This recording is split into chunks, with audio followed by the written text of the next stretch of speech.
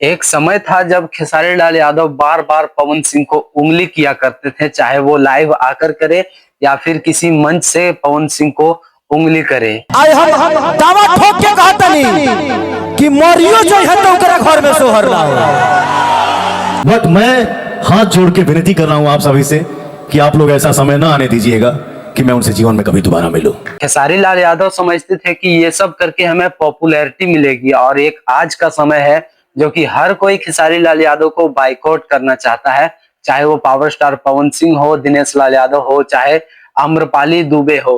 भोजपुरी के तमाम भोजपुरी के स्टार सभी कोई खेसारी लाल यादव से दूरियां बना रहे हैं, खेसारी लाल यादव को बाइकआउट करना चाहते हैं, खेसारी लाल यादव से दूर रहना चाहते हैं।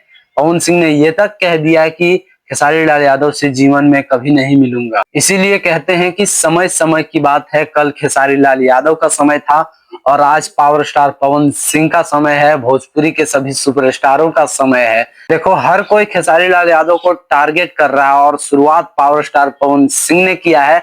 चाहे वो मंच हो, चाहे वो किसी भी शो हो, किसी भी स्टेज शो हो, कहीं नहीं छोड़ रहे हैं खेसारी लाल यादव को नीचा दिखाने के लिए। हर जगह खेसारी लाल यादव को नीचा दिखा रहे हैं और एक समय था खेसारी लाल यादव का जब हर मंच से, हर शो से खेसारी लाल यादव पावर स्टार पवन सिंह को नीचा दिखाते थे। और आज का एक समय है जब खेसारी लाल यादव को सभी सुपरस्टार मिल करके नीचा दिखा रहे हैं।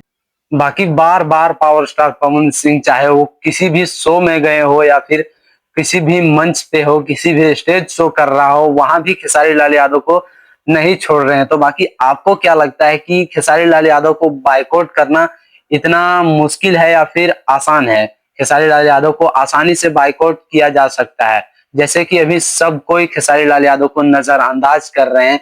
कहीं भी खेसारी लाल यादव का बड़े बड़े मंच पर खेसारी लाल यादव का नाम तक नहीं लिया जा रहा है और इशारों इशारों से बस खेसारी लाल यादव को टारगेट किया जा रहा है और नीचा दिखाया जा रहा है।